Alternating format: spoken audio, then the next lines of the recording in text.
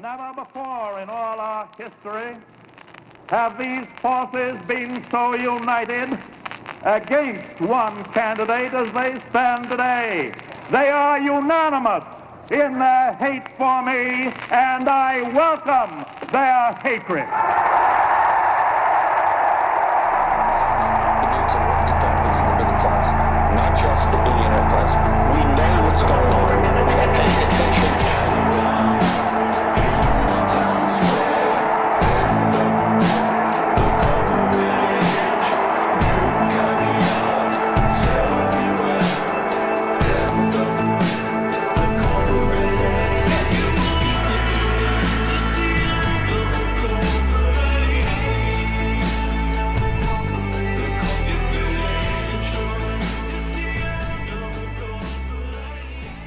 Good morning, Barbara. Good morning, everybody. It's a Nazi day, or a day Nazis will be proud of, I guess, because Joe Arpaio has been pardoned by 45. That's the cover. Cover is of a couple Nazi balloons. I don't know what else to call them. Just Nazi balloons, like you'd see in a parade. These, of course, aren't depicting Shit-Stained Joe and 45 in a good light. That's a group of Latino citizens out in front of probably where he's getting pardoned to say how pissed they are about it. I'd be pissed, too. Actually, I am pissed. Just because it's an open statement by the President of the United States that he's a racist asshole. And at this point, any member of Congress that doesn't do something about this, openly refute this, say this is bad, wrong, you're a racist asshole too. There's no mincing of words here. There's no other way you get to call it. There's no centrist view here. Right? And, man, just not a great, if we went back a year, you would have thought this is absolutely... A year ago, we were talking about how much of an asshole this guy was and how excited we were of the possibility of him getting prosecuted at all, and maybe there would be a little slim bit of justice, maybe Arizona can get... Here he's getting pardoned. And don't worry, I know Jonathan Haley said maybe it's illegal and blah, blah. It doesn't matter. It's the President of the United States. He could shit on the desk of the Oval Office. He shit on the Lincoln desk and be like, well, he's the president. It doesn't matter. No. That's, and we'll get into it, but that's the whole reason why I'm laughing at the DNC lawsuit, weeping. Move on. Get involved in your democracy. Stop complaining about how broken it was, right? That's all I have to say. There's a reason why we're just a small group of us watching here. I don't go for ratings, right?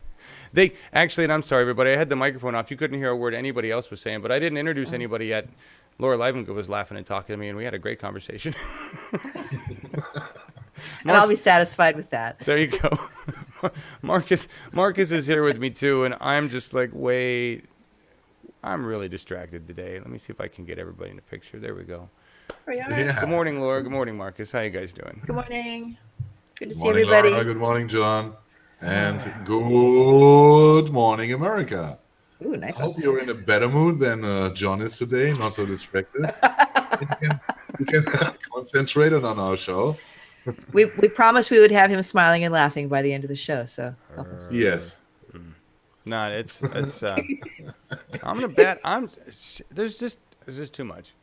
It's so embarrassing to be a U.S. citizen right now, and I'm so ashamed of not only being a citizen but being a white male. Right? Not just with USA. I got a great story about India at the end of the show. We were talking about the other thing is that I'm realizing that everything is so like I'm laughing right now. Humor is one of the ways that we're all kind of laughing because things are really bad. I don't know how else to cope with it. I'm not just laughing because I want to make light of a situation that shouldn't be made fun of. Really. You reach a point in a situation, you're like, shit, you either freak yourself out. Last night I was freaking out. And the song that we're going to play at the end of the show, which we played many times before, But there's a reason I'm going to play it again this time. But it freaked me out, and I was just like, holy shit, there's a whole new meaning here. It's not as fun anymore. It's not the joy of the Bernie Sanders revolution. It's the hard, cold facts of a fucking Nazi fascist regime that has reared its head in our government, and we have to squash it like a bug. That's what it is. I still love Bernie, and we're still going to do it the Bernie way, but we have to wake up and realize this is a hard, cold fucking political war, and if we don't act swiftly, it will become a horrible, bloody war. And there's already massive casualties occurring, and they're being pardoned. You know, it's hard shit to address. And so we have to laugh, or we just sit here and talk about how shitty it is. And that doesn't make for a good show. No. Not really. That's true. So if we laugh at things we shouldn't laugh at, just give us a break. We're just trying to survive. Yeah, and on that, the sheet cake thing, I saw a lot of controversy over Tina Fey's sheet cake. I thought that was spot on. And if you didn't get the humor, then maybe you were at a point where I was last night where humor wasn't going to work. And I get that. Because we all reach points as human beings where like, humor's not good right now for that. Maybe tomorrow I'll be able to laugh, but right now, you know. So, anyway, the card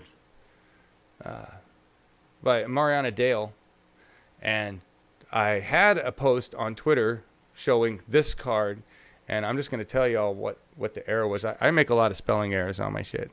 I'm terrible with spelling because I'm terrible with typing, and my eyes aren't all that great. And this is why when we get this process going with, you know, the real network proper, somebody else will be entering this data somewhere. I had to delete it. The cards is Latino protest against 45 and Joe. The pictures from Mariana Dale in a local AZ news site.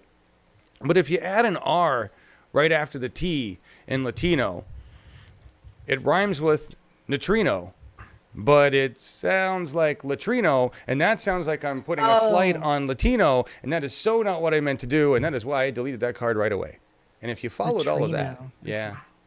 Yeah, he deleted it before he let us see what it was, and we had to guess. That's like, oh, shit. Yeah. It was stump the co-host day. They didn't get it. They didn't get it. That's, yeah.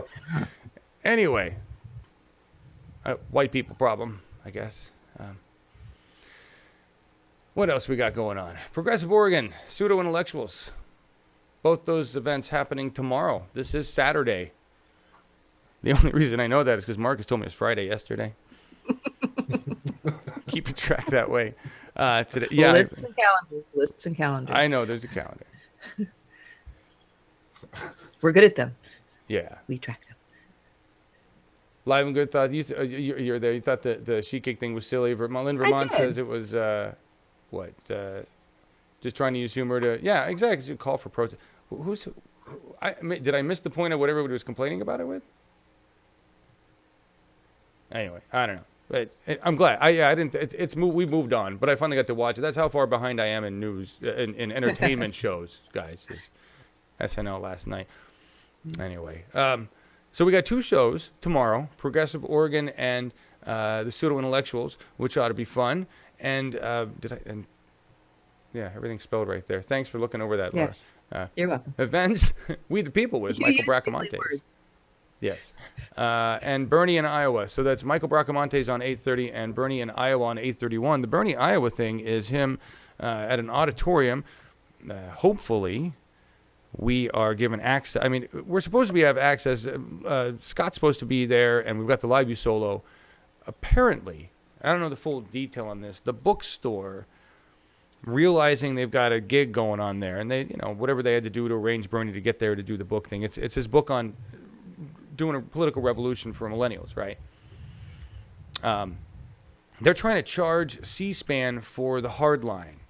I don't know what that means for everybody else that wants to record the thing. Scott Galindez is going to go there with the solo. He has access to the room, and we're going to be using the solo upstream. Hopefully, the airwaves won't be clogged with a bunch of other people trying to do the same.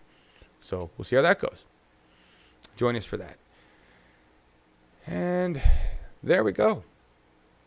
Next, we're into the stories. This is And before we move on into the first like story, there's like tons of articles coming out today of Bernie Sanders saying, I can't believe what Trump just did. Many other leaders, the ACLU making a big statement. But the big one is the Guardian. We'll talk about that in a little bit. Before we go there, I want to point out a little bit of hypocrisy. Hurricane, what is it, Harvey? Harvey. For those of you down there in Texas, I hope you're probably not there. You're probably gone. You've got many days of flooding coming ahead, and yeah, we knew that, right? So Ted Cruz, one of my least favorite human beings on planet Earth, he and Cornyn have gone to the White House begging for dollars for Texas disaster funds because this is their big hurricane. It's not even as big as Katrina was. Sandy, which one did Ted deny? He denied disaster funds for, let's see, one of the hurricanes. I think it was Hurricane Sandy. Yeah, it was Hurricane Sandy. Both these guys said "fuck you" to New Jersey with Hurricane Sandy because they claimed there was a lot of money that was going to things that didn't need to go there. The sad thing about this is that punishing these guys doesn't help human beings, right? Like if we were to be spiteful and deny Cruz and Cornyn the money, they don't care. The money should always go there. It's just the fact that they were assholes about New Jersey. It's just hypocritical. We got to get rid of hypocritical people in our government. We don't have a lot of people in our government that actually do what they say and mean what they say and stand behind what they say. They change like a sail wherever the wind blows. It's really, really frustrating. So sit back and enjoy the nightmare. That's a lovely statement, Stray 85. Eco Sutra, I owe Uphill Media $20. Tried to join Patreon, but system wouldn't work. Oh, I'm sorry, man. But I appreciate that. You're talking innovation. I have another one today. I do.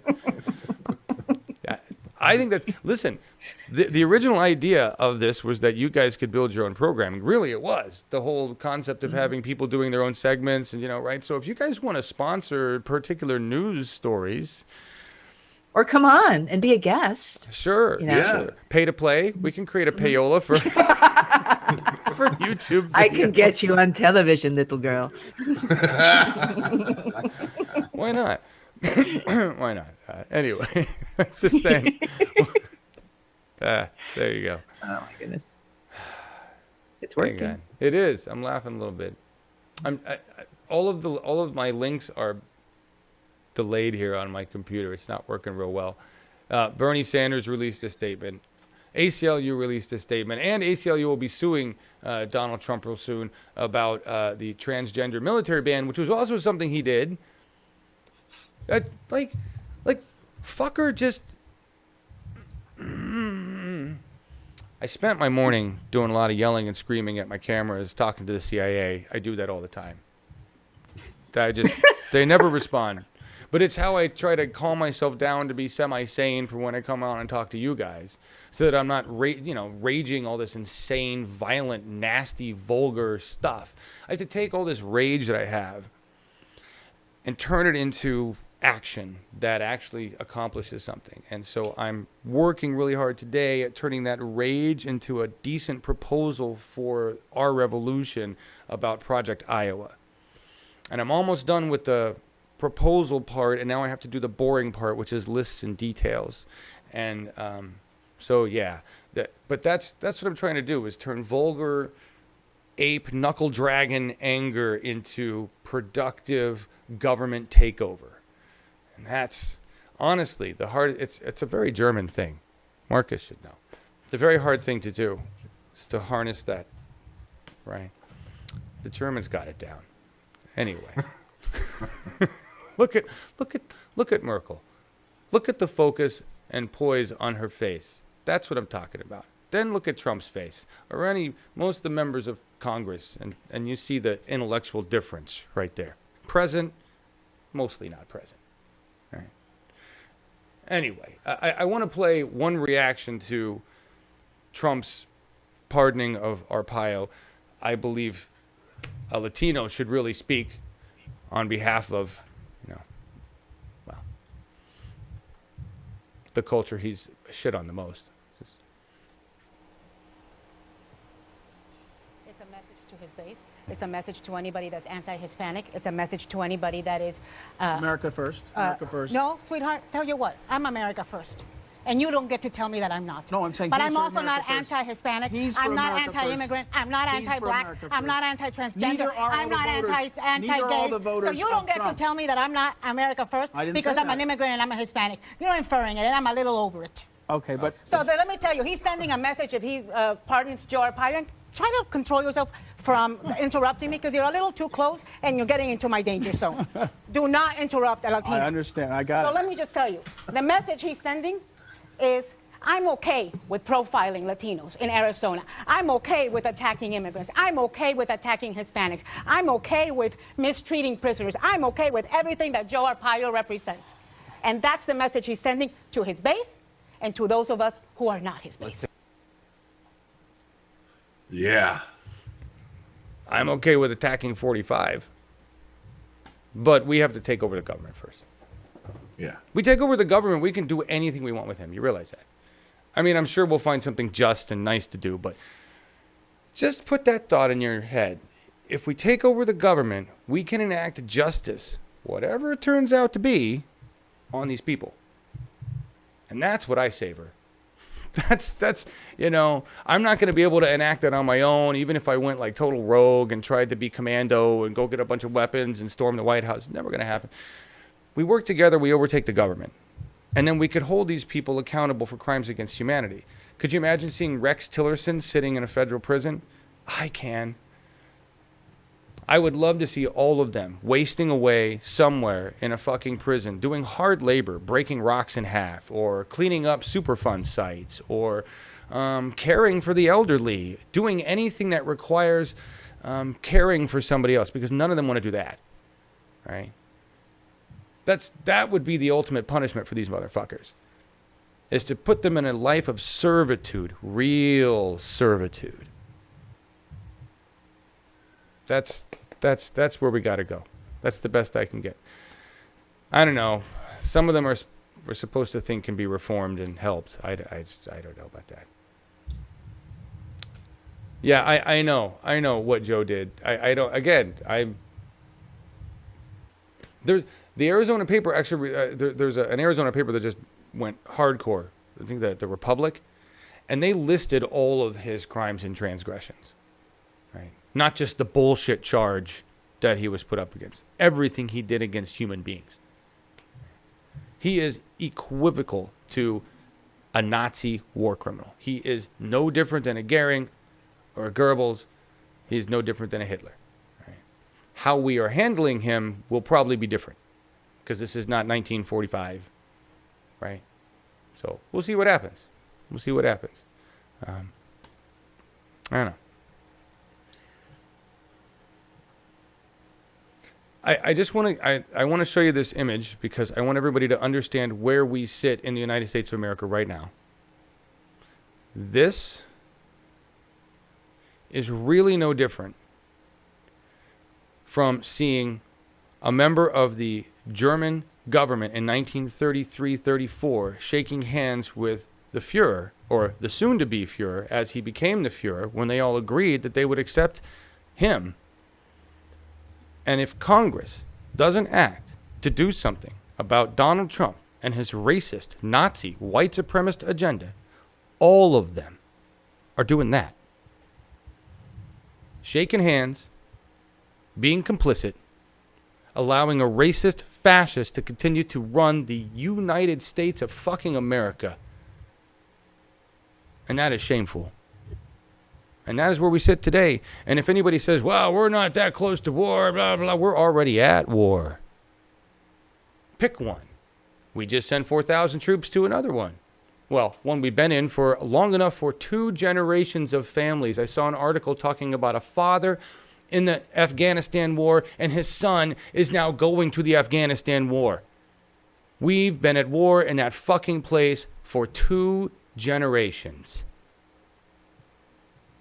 At least when the Germans went Nazi, they were going to start a war. They weren't at war.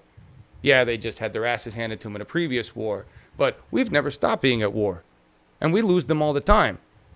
Doesn't matter. Weapons sell whether you win or lose. People die. There'll be more soldiers. Go freedom. And to keep all this running, to keep the machinery running, it will not end until we stop this, because it is not ending with the next conflict. No, it is only the stage for the next who's going to follow. Right. And because it is a product. War is a product, which brings a lot of dollars. It absolutely is. It absolutely is. And we've known this. We talked to Andrew Feinstein about the global arms trade. He's like the only guy that I think of when I need a little glimmer of hope these days. I got all sorts of hope in Bernie, because Bernie's Bernie. All right. I don't have a lot of hope in the rest of government. Andrew Feinstein said, it took 6 years. I don't know if you guys remember the interview, but he was a activist against apartheid in South Africa in the 90s, and he watched the transition. He went from a protester to a member of their government after they had taken back over, and they had and everything had shifted. And obviously, I'm not saying they're in wherever they are right now is whatnot, but at the time they made a massive shift in their government. Huge shift, as big of a shift as what we would make if Bernie were put into place in 2020. Okay? Yeah, they put in their Bernie, which was Mandela. Right, they put in their Bernie. They undid, or began undoing, so much fucking damage, all right? They had a nationwide reconciliation, and they instituted restorative justice as the foundation of their new justice system, right? These are all dream things that Bernie, they're Bernie type things. And he said in 6 years, he said, if you had told me that was going to happen at the beginning of all this, that in 6 years you're going to be a PM, Mandela's going to be in power, he would have said, you're batshit fucking crazy. Mm-hmm. Unfortunately, it didn't happen. I think it's not comparable, the situation in South Africa when Mandela took over, because South Africa at the time was isolated, and there was an economic need to open, and America is the complete opposite, because nearly every country is depending on the US. Mm-hmm. I think it's the potential for change as much as just knowing that things can happen and with enough pressure from different sides, yes, you can make a change. And unfortunately, in this case, that didn't last, and he is now no longer a member of the South African government, and because of all the arms deals that they ended up doing, which was the reason he did the documentary in the first place. Right. That was an eye opener, that particular one. We should rerun that interview sometime, John. That was really interesting. It was. I wish I had done a better job with it, but it was. I was really nervous. He was a good, really, a lot of knowledge, just a lot of knowledge. And it's amazing to step back for a minute and look at history and realize, I've read about regime change in all over the world, and, the United States being on one side or the other side or whatever. And it's so amazing to realize that we're in process right now of fundamentally changing our government. It could turn into a fucking bloodbath. It could turn into a civil war. It could turn into a beautiful progressive movement that just overtakes everything and becomes what we want it to be. It could fall apart into chaos.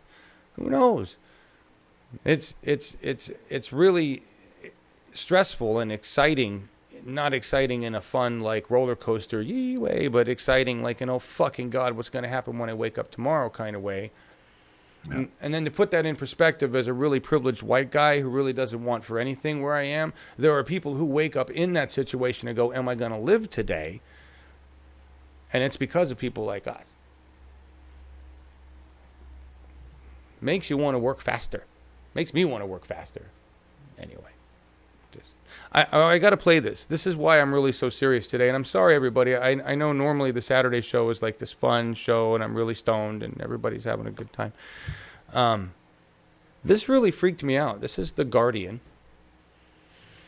running this is a video piece, a 4-minute video piece on the United States of America, like you would see run on another country, Brazil or El Salvador, like I saw run on other countries, Nicaragua and Central America, and scary freaking places where people ran around with guns, and there was violence, and you saw smoke from tear gas and stuff.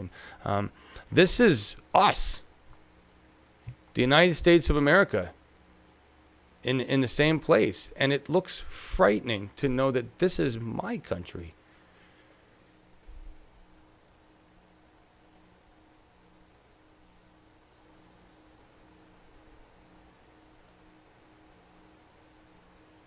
It's great to finally meet you. Your parents have been talking about you for years. Well, you get to watch an advertisement first. Look at those happy people. Young guy, Edward Jones. He's white and he has money. Hail Trump! Hail our people! Hail victory! Bunch of sniveling cowards.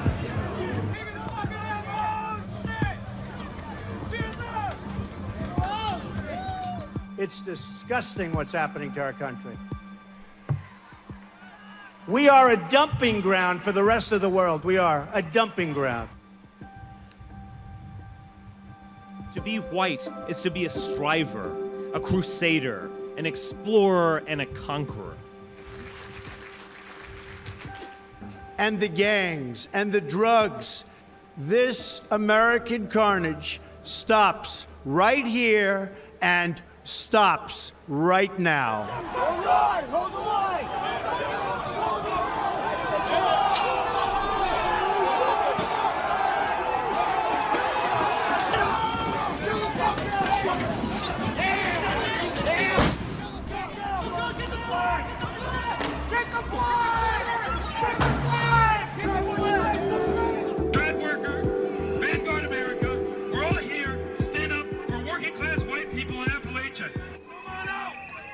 Look, I became convinced that white people as a racial group have interests, and that it's a problem that there are lobbyists and interest groups for everybody but me.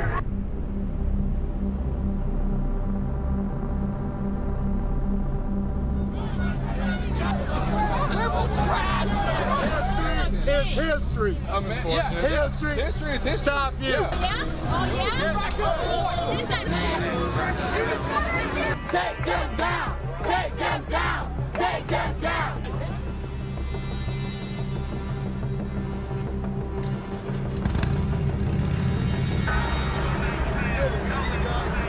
Libtards over here that are students of social justice lawyers that have all been told that they're victims and that everybody has to bow down and kowtow to their demands.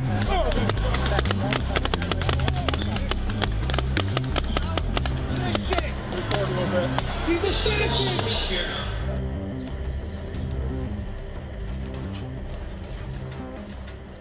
You call it terrorism, I call it patriotism. You hear me? Die. Come on!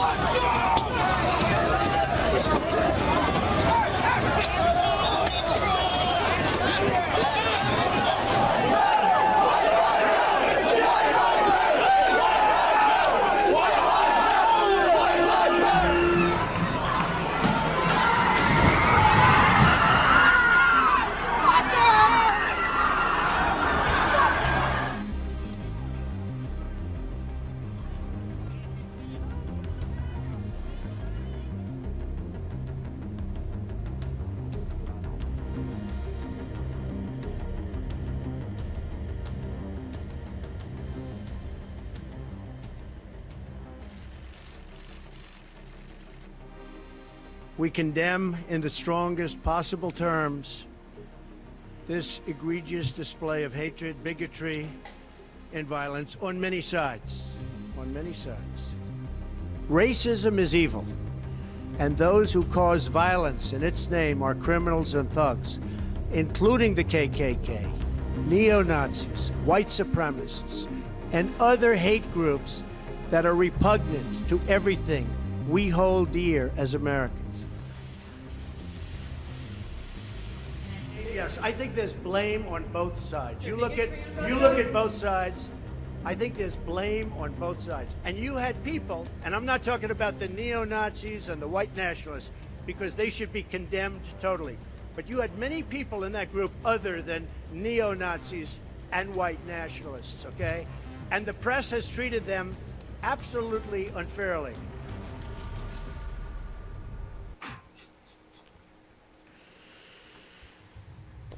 That's the USA. That's not El Salvador. That's my country with a bunch of ignorant fucks. It's embarrassing. It's embarrassing. You know? It's we got to do something about it. And that doing has to be government. Because if we lose that completely, think about what we're facing. We're facing a psychopathic government that ultimately is controlled by the military-industrial complex that doesn't give a rat fuck about any of us. None of us. Okay. We're simply fodder. Okay. We have police departments across the United States that are controlled by people who don't give a fuck. White supremacists. Okay. They're in power. They've got a good old club going. They're protected by the Justice Department. They've all got a good old club going. And they don't give a fuck. We have a military that's probably ripped down the middle between people who actually give a fuck because they showed up there to give a fuck and people who are like, no. I have no idea what will happen with the actual military that is under the control of the military-industrial complex. Because I think a lot of the men and women that serve in the military have very different views of the actual military-industrial complex that controls them and the White House and other factions. That leaves for an incredible world of chaos and blood if we were to try to fight them with their methods. As much as it sounds good in my indoctrinated Americanism, right?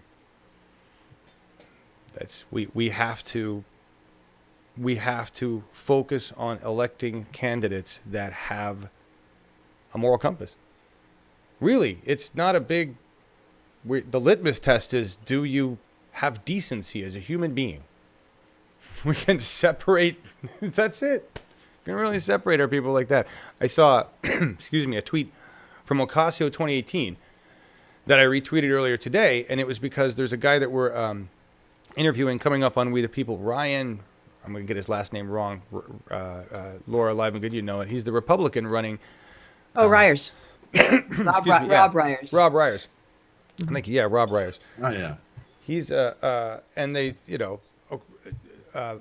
Alexandria Ocasio and Rob Ryers are agreeing on the issues, right? Yes, we both agree that we're decent human beings, or we want to be decent human beings that would do this. And, you know, I said, look, when you're dealing with the issues, right, it's not about the party. It's about, is your candidate a decent human being or not? That's what it comes down to. So I do see a little glimmer of hope there that the American citizen is realizing this.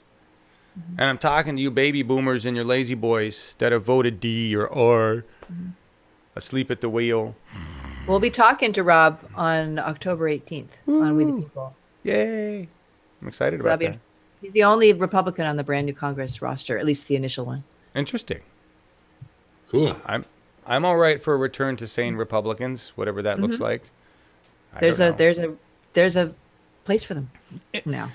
I wouldn't think so, because I want to see a far shift to the progressive left way, way farther than we are. However, I look at countries like Germany and I think, well, shit, they got Republicans in there, or what we would consider Republicans, right? They're technically, Merkel's kind of a conservative anyway, but they've... No.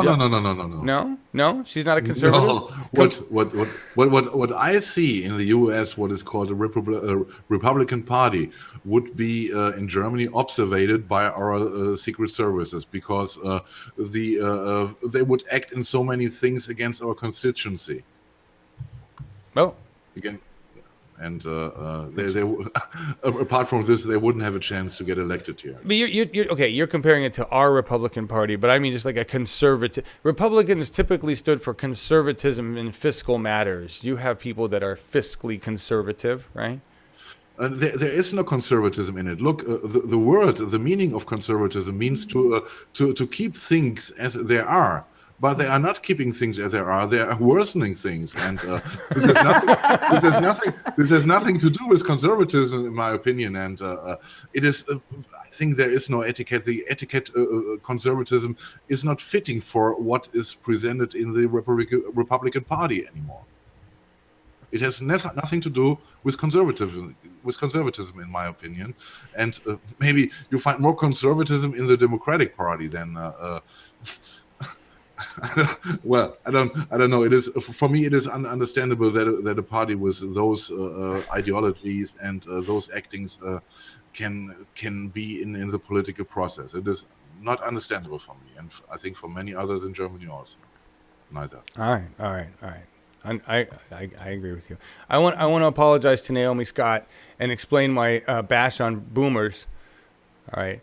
While I hold us all accountable for this, myself included. Right, I'm 47. It's not like I couldn't have picked up the wheel when I was 21 or 18 and been working my democracy, right? And my dad was a public servant. He worked for the government. He taught me civics. He was already involved.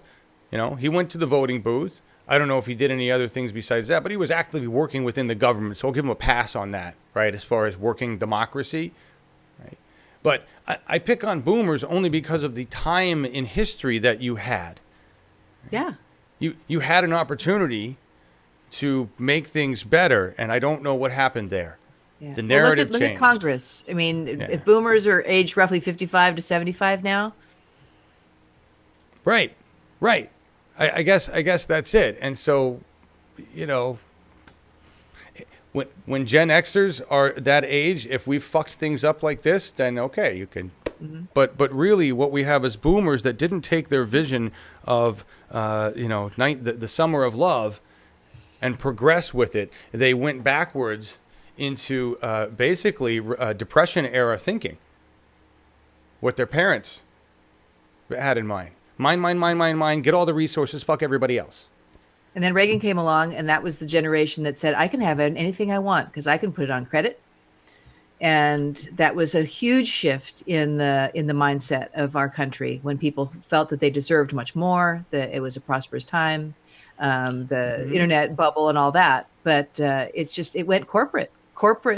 Corporations took over the boomers, and the boomers are at the head of all the corporations right now. And so and the millennials are what are going to save us, and the Gen Xers are going to bridge communications. That's basically how this goes. Cool. But we already talked about it, and it was a process. It was a decade-long process to lead the people out of politics and yet to give them the impression or other things are more important. As Laura rightfully says, exactly the credit cards and to get more on plastic money and more, and the golden age with Reagan, all the stuff he changed and which turned out to be in the first sight economically okay.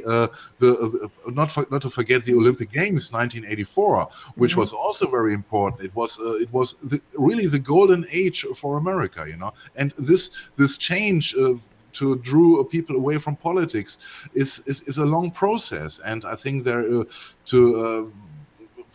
people today are waking up. We have only to be thankful for it by Bernie and by Donald Trump. We have to be realistic about it. If we had Clinton now, it would have been no big difference, in my opinion. Yeah. Right. Okay, and I'll agree with that. But by the way, somebody sent me a note on Twitter about that very statement, that if it had been Clinton, you know, we wouldn't be aware of any of this right now. I think it would be, despite how horrible it is, we would be in a worse place because we wouldn't be this aware, right?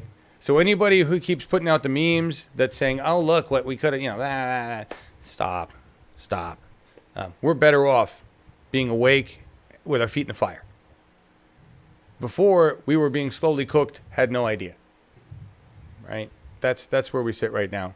Soul Rebel, we don't need a Republican Party and should do everything to make sure they never get in power. Well, maybe we can abolish, who knows? Maybe we can create enough parties to distill the power, right? That would be nice. Our system, the United States Constitution, is constructed so fascism and the Forbes 500 will always prevail. It was definitely, I could see that. It definitely favors business. Even though it states a lot about life, liberty, and pursuit of happiness, that's really for business. They don't mean that for people. We have to change that. We have to change the focus from profit to people. That's really the switch that needs to be flipped. And it's being said by more and more people. Right. Carrie Older. Boomers were awake at one point, and then we saw everyone getting killed, and then we all went to sleep. Yeah. Yeah. I mean, just case in point on that, the regime change in Iran in 1953 that we instigated. Several years ago, Oliver Stone did a video, The Undocumented or Untold History of the United States, where that was in there. Nobody said a word about it. All of a sudden, new documents come out, and it's all back in the news today. Right? Because they admitted that's exactly what the fuck happened. The CIA went in there, created a situation, removed the rightful, democratically elected leader of that country, and placed their puppet simply because the UK needed oil. That was us and the UK in 1953. We have not stopped doing that since. It's frightening. It's shameful. This is a happy note on ground game. And the reason I'm pointing this out is because I want to tell you guys how we can help. Right? This is Randy Bryce taking advantage of Paul Ryan's town hall. And we talked about this before briefly, where he put a couple commercials during CNN's town hall. Right? And they were well-placed ads, and they're good ads. The thing is, they cost a lot of money. But the idea that a candidate could have an ad and place it with either a local station or a national station is doable. Randy Bryce just did it. Randy Bryce doesn't have millions of dollars stocked away. Okay, Randy Bryce has a good chunk of change, but he is certainly not riding like he doesn't even have $1 million yet. All right, but he had enough to buy some airtime. He bought some airtime in a very specific place, which I thought was brilliant. We can either share that content to help it grow. Why do I say that? Because this is an article in the Washington Post about the airtime that Randy Bryce purchased on Paul Ryan's town hall. So it gets more press, right? So we can help in that way, or we can help other candidates do the same thing with local stations. Because a local ad isn't going to cost as much as a national ad. And if you're somebody who's got some talent and you're in an area that you can help a candidate, right? Or even if you're not, if you've got skills with video and you can help a candidate, put together an ad for these guys. There are lots of ways that we can help with media, whether it be sharing the content to help encourage other media networks to carry it as a story, or helping to create media that is worthy of these candidates so that it can be used, or donating to their funds so that they can purchase ad time so that they can run ads. Those ad times are important. They're like nuclear bombs in war. Because if you can drop an ad, a well-done ad, in the right place at the right time, you can deliver your message to a shit ton of people who weren't aware. And that's how the big damage is done on the networks against our candidates. And, if you think about it, the big parties can purchase all the ads they want.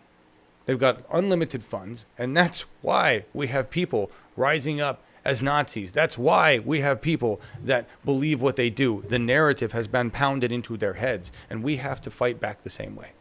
We have to drop nuclear bombs of truth. I've actually said that before, bombs of truth. The media is the message. It absolutely is. Coach Suchi, you're talking about ocean thermal energy. Are you dropping innovations in the chat? Just random innovations in the chat? Thank you, Eco. Anyway, can help Paul Ryan, or not help Paul Ryan, help Randy Bryce.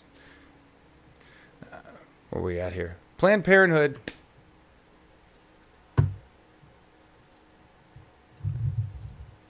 I want to run this video just because we need to support Planned Parenthood. And I say this all the time, but I know that my Catholic church should have supported Planned Parenthood because I know so many of the young Catholic girls that had to utilize its services without telling their parents. So really, the Vatican should think about investing in Planned Parenthood as a pay it forward. I don't know. Just to say. Growing up Catholic. The hypocrisy runs deep.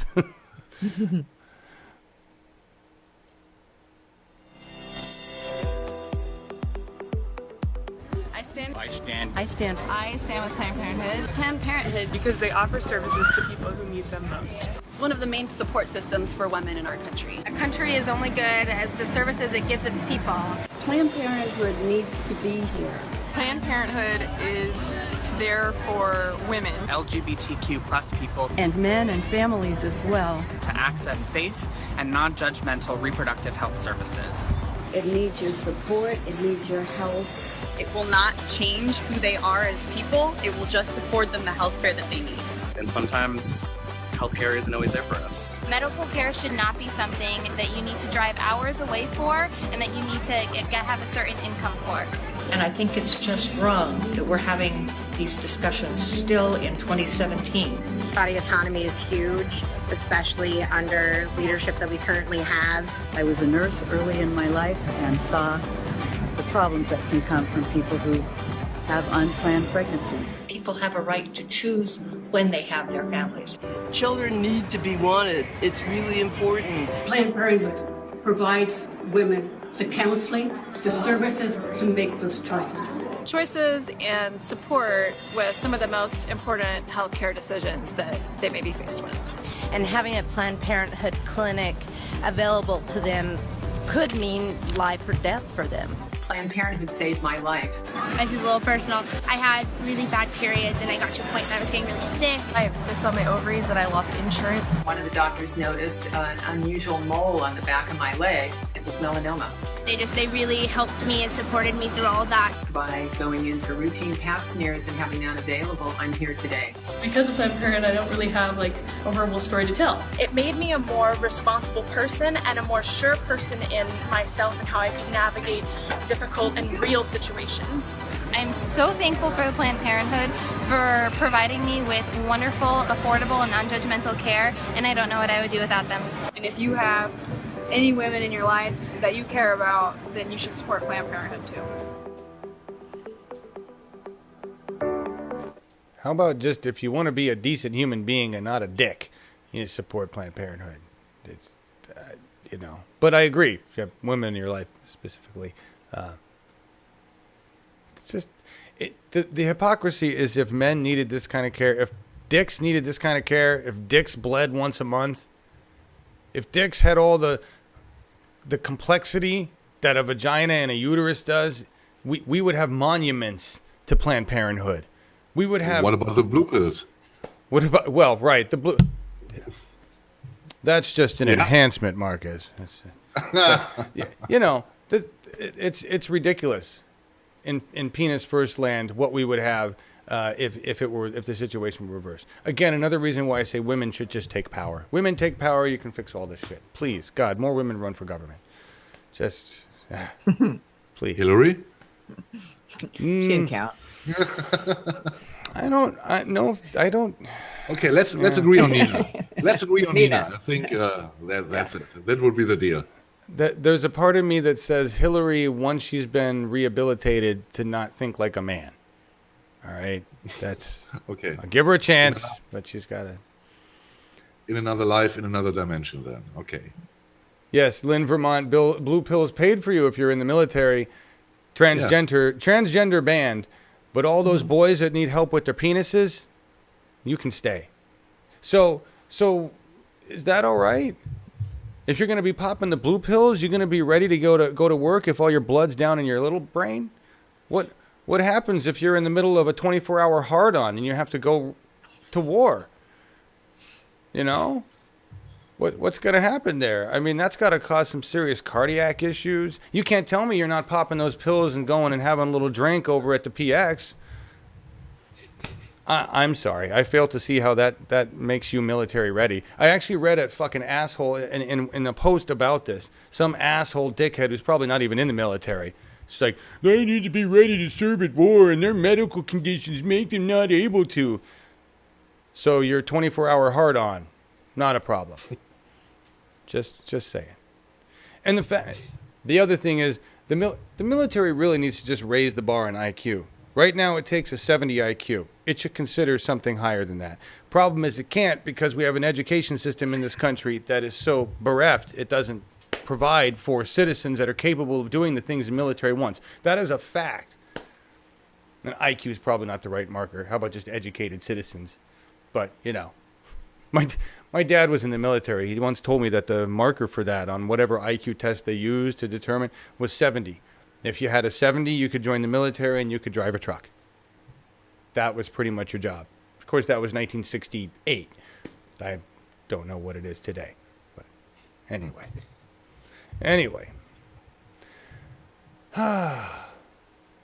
We're into the weird story about penis first, which I didn't think we'd be here this soon, but that's all right. It's a weird day. We've got a lot of shit to get ready for tomorrow. 2 shows that I don't even have the events up for yet, and Laura and Markus and I got to talk about all this other stuff that's getting all serial, and there's people coming in for tech checks from places and stuff. So yeah, it's but this is the weirdest. I didn't even know this guy existed. In America, we know about our weird guru religious freaks, right? Like Joel Osteen and what's his name? The big ones, you know. Who's the like Falwell, Jerry Falwell, right? The big Pat names. Roberts. Pat Robertson, right? The 700 Club, the racist club, the white people club, and I saw this on Twitter. And I'll just be honest, I thought it was a joke because it looks like that Adam Sandler guru movie. But this guy is for real. This guy is a rapist. This guy is a murderer. He's also supposedly got 50 million followers. You want to talk about what indoctrination can do? This person said, I wonder why women don't report rape. Maybe because deranged men become batshit violent when they do so. What am I talking about? So I'm like, what is this moment? What are we talking about here? I'm going to play this video, but here, I'll show you the cover on this. India guru rape case, 23 die in unrest as Ram Rahim Singh convicted. This guy was convicted of rape. And I'm just going to play this video. Yeah.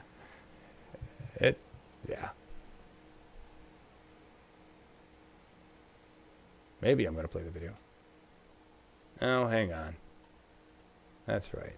This page was doing weird stuff. There we go. This train was set on fire by an angry mob here in the Indian capital, Delhi. Elsewhere in the city, buses have been torched. Now, the guru has an absolutely enormous following. He claims 50 million people, and the fear is that violence could spread.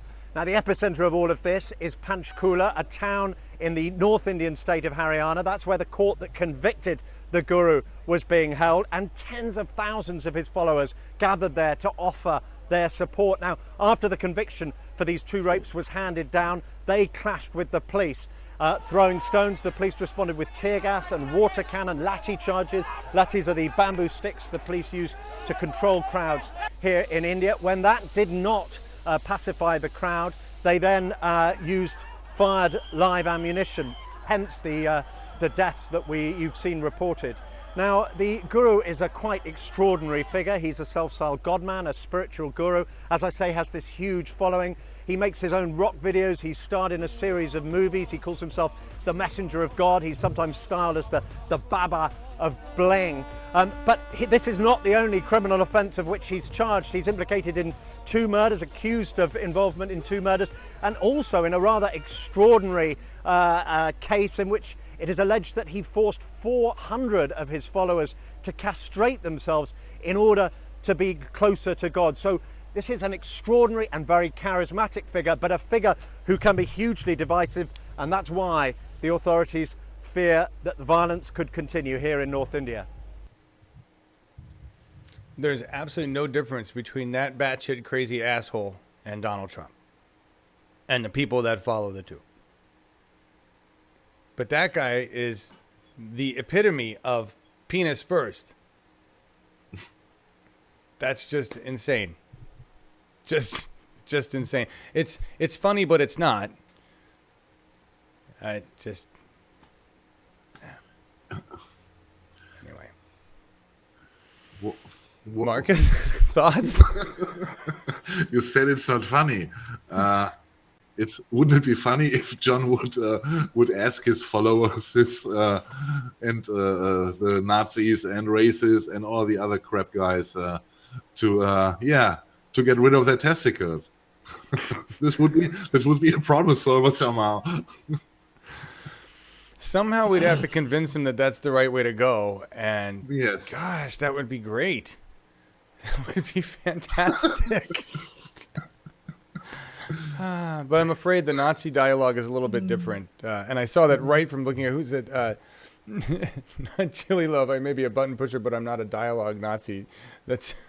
No, I'm the dialogue Nazi here. Oh, you're the dialogue. Are you guys in a spat? What's going on here? No, I've been called the dialogue Nazi, so I'm just going to shut up now. All right. What? I don't even know what that means. Well, Jilly Love, you're an instigator. But we all know that, and we love you anyway. Here. China just exceeded its 2020 target for solar installations at the same time while selling coal to Kenya and other fossil fuel interests. But they're looking good. Good for China. Yay, China. Norway threatening Brazil over the Amazon because it invested $1 billion into making sure they kept trees there, and apparently they're not. So go Norway. I don't know what you can do there, but I hope you win because trees. Here's the innovation, Eco. All right. This. I thought this was a cool idea, but then I got to say I never realized how many people still used pens. I just can't write for shit. But I know a lot of people still use pens. I thought this was brilliant, and it speaks. Here, I want to show you something. If I can, where did I find it? God dang it. Somewhere on my desk, on this mess. No, where is it? There it is. Before we go to this clip, my next door neighbor made this. This pen. Right, for those of you who still like to write stuff. It's a pen made out of hemp. That's a hemp stalk. Cool. That he just took from one of his plants that he grew last season and dried it out. Because hemp is it's a really strong hollow tube. So he said, yeah, if I had more of the same size, I could make tons of these pens. How could we make them? You need more pot plants? Is that what you're saying, Dave? I can take care of that. We're both taking care of that this year. But there it is. Now, granted, the metal parts on it are right. You know, obviously this pen's meant to be reused for a long time. But you could do that with a disposable pen. Make it out of hemp. Or do what this young lady did and turn it into a business and make it even better because you can be a litter bug and it's okay.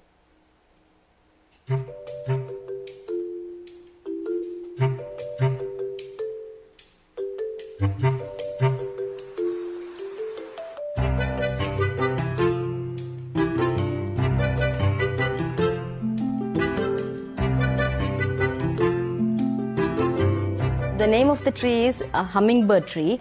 In India it's called as Agastya. And I really wish to have at least one of these Agastya tree in every household.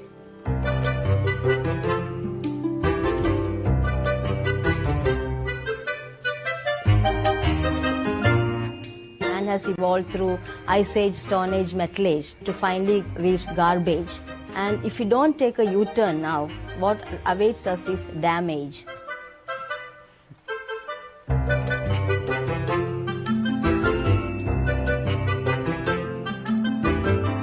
rather than just give charity. I wanted them to have pride in what they do and earn their own living. ഹൃദയ സംബന്ധമായ അസുഖങ്ങളായിട്ട് ഒരു വർഷത്തോളമായി ചികിത്സയിലാണ് ഭർത്താവ്. ഇപ്പോൾ ഇവിടെ നിന്നുള്ള പേനയിൽ ഉണ്ടാക്കുന്ന ജോലിയിൽ നിന്ന് കിട്ടുന്ന വരുമാനം കൊണ്ടാണ് എൻ്റെ വീട് ഇപ്പോൾ കഴിഞ്ഞു പോകുന്നത്, കുടുംബം കഴിഞ്ഞു പോകുന്നത്.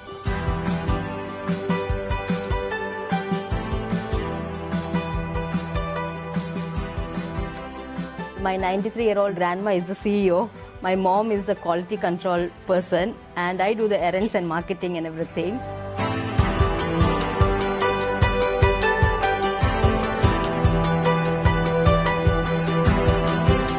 I firmly believe if you cannot do great things, do small things in a great way.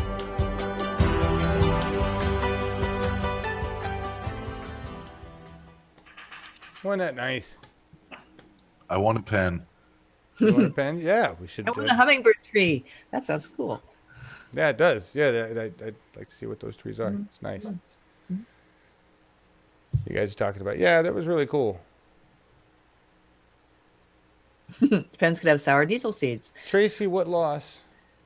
What are we talking about? I mean, there's so many losses, but you say after the loss yesterday, this helps. What loss, Tracy? Is it something personal? Having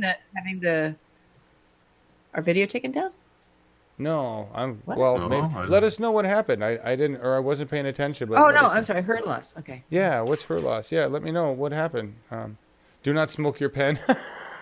Okay, Tracy. You know what though? It could be a one-hitter. I mean, that's the thing, is that it would work. So there you go. So for that, if you were MacGyver, you'd be like, yeah, I want the hemp pen because I can do shit with that. Right? You know, seriously. Seeds of thought grow. Thank you, Phil. Eco, shadows to gift. You can't have tragedy without ecstasy. True. Tracy means the DNC election fraud lawsuit. Oh, are you sad about that? I never had any hope for it. Yeah. So we're not that sad. I saw the article by Caitlin Johnstone, which I had loaded maybe in here, was going to look at it, but basically I'd like to tell HA, Caitlin, and everybody there, go find some real news to report, or go work your democracy instead and report on that. Please. I know you all make living talking about ratings stuff and fringe stuff like this, but truly, if you give a shit about your democracy, if you give a shit about fixing stuff and having a habitable planet, use your influence, use your big followings that for some reason you all have, even though you talk about stupid bullshit like the DNC stuff. Use it to do democracy. Show us what you do. HA, go become a PCP for your area. Run for office, county commissioner. You've got the means. You've got the cred. Same with you, Caitlin. Run for something, or help people that are running. Write shit for them instead of writing articles about things we can't control. You know, I'm just going to give you I'm going to give you the personal example right here, right now. I've been struggling with what to do with this. Right? And over again, this network has tried to figure that out. What do? Do we focus on shows? Because if we focus on shows, we focus on competing in that world of media. And to me, that's not really the best thing we could be doing to help democracy. And that needs to be the goal, because we're in a country that's about to become fucking Nazi America, facing climate change that's quickly destroying the whole place, with a group of people losing their minds and losing resources faster than we can keep up. So if your goal isn't to fix democracy so that we can have a habitable planet because America's gone batshit, then you really don't have the right priority. And I understand that everybody needs to make a living. I get that. And I've been trying to figure that out too. And I have been a lucky son of a bitch that I have somebody who has been the primary financer of this endeavor. But I have known all along that I'm going to need to do something to pick up my own here as this grows or changes. I realized a long time ago that this network isn't going to ever survive as some kind of a real news network creating shows. All of these shows that we do like this, they're wonderful. But none of them can actually compete with big shows that have big bucks like TYT or any on the entertainment news, CNN, that stuff, or whoever else on the air. What we are is so much more important than that. We are the internal communication engine for the revolution. And I'd much rather spend my energy working with groups that are focused on doing direct action like our revolution, and in particular Iowa, but the priority states, the areas that are behind enemy lines, the areas where our people are suffering the most. This is a war. And while ratings are cool and views are cool, social cred is great, none of that really, for me, fulfills my desire to work on democracy. And so I ask those who are in those positions that have big social cred to make sure that whatever you're doing while you're meeting ratings needs, because I know you got to pay the bills, make sure you're focused on the end game and not just being a media entity. There's my pontification for the day on that. Anyway,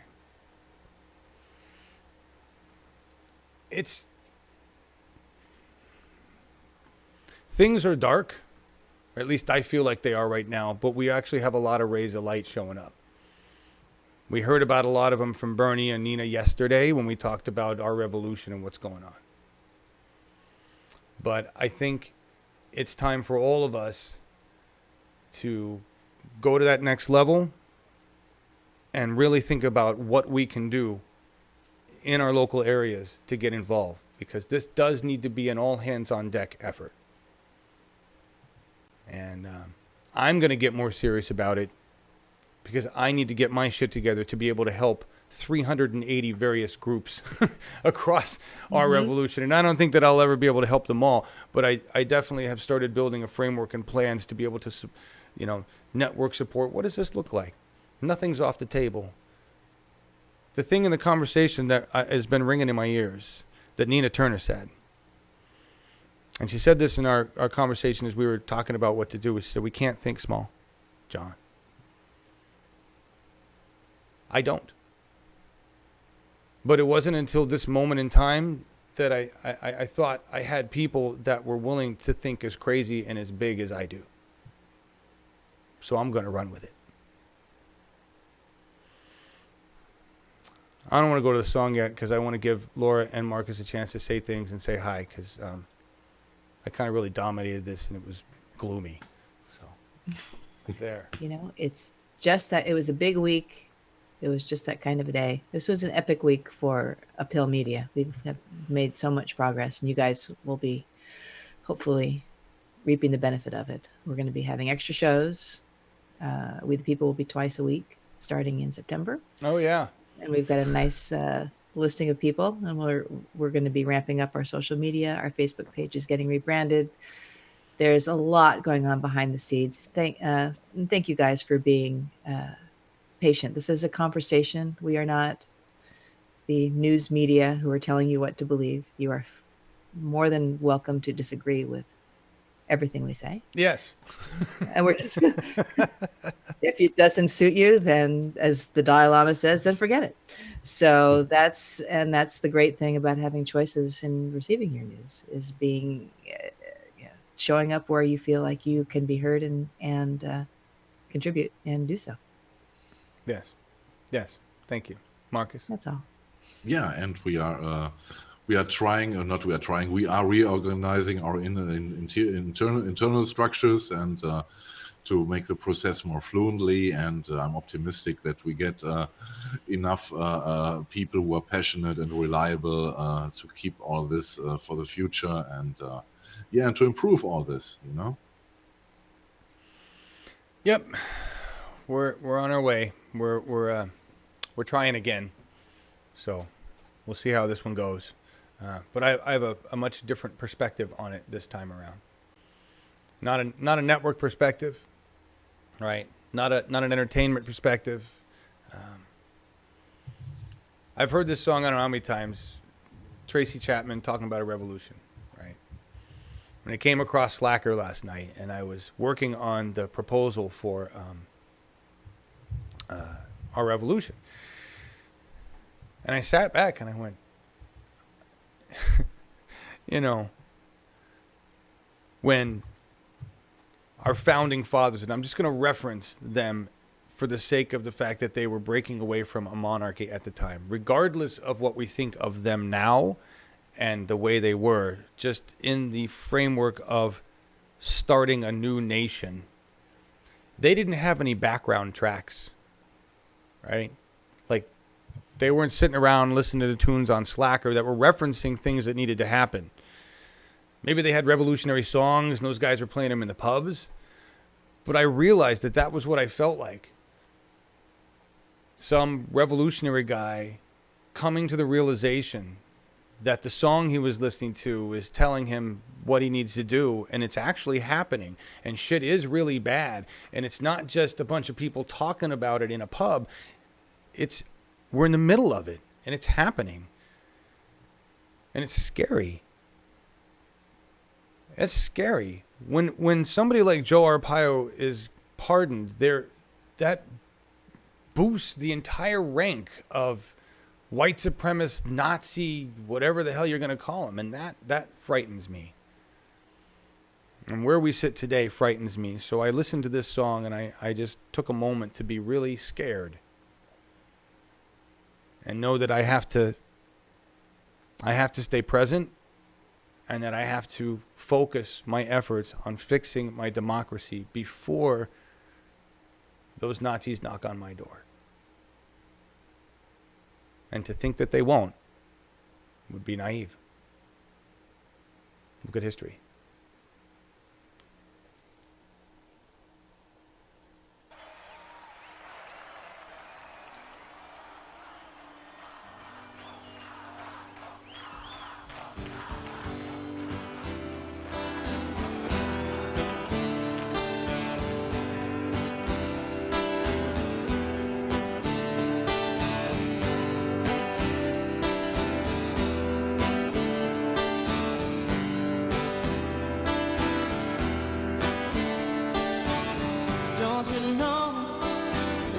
About a revolution sounds like a whisper. Don't you know? Talking about a revolution sounds like a whisper. While they're standing in the welfare lines, crying at the doorsteps of those armies of salvation, wasting time in the unemployment lines. Sitting around, waiting for a promotion. Don't you know? Talking about a revolution sounds like a whisper. Poor people gonna rise up, get their share.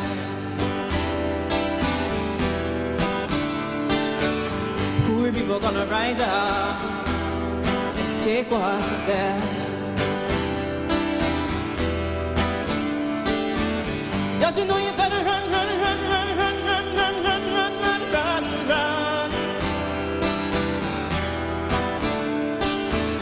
Oh, I said you better run, run, run, run, run, run, run, run, run, run, run, run. 'Cause finally the tables are starting to turn.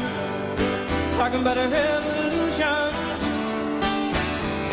Yes, finally the tables are starting to turn. Talking about a revolution. Oh, oh, no. Talking about a revolution. Oh, oh, while they're standing in the welfare lines, crying at the doorsteps of those armies of salvation, wasting time in the unemployment lines, sitting around waiting for a promotion. Don't you know? Talking about a revolution sounds like a whisper. And finally the tables are starting to turn. Talking about a revolution.